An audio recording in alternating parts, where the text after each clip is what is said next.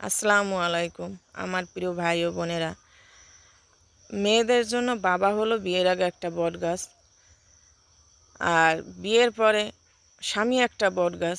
একটা ঘরের খুঁটি যদি না থাকে তো দেখবেন ওই ঘরটা কিন্তু নড়বড় করে।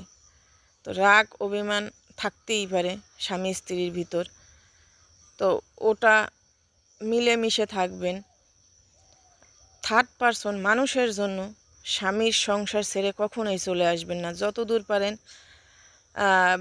ভালোবাসা দিয়ে যেরকম হোক থাকবেন। একটা হাজব্যান্ড কিন্তু তার স্বামীর কাছ থেকে সারাদিন কাজের শেষে একটু ভালোবাসাই চায়, কেয়ারিং চায়, তাকে কেয়ার করুক, ভালোবাসুক, এটাই চায়। তো কখনো রাগের মাথায় তার সংসার ছেড়ে কখনোই আসবেন না।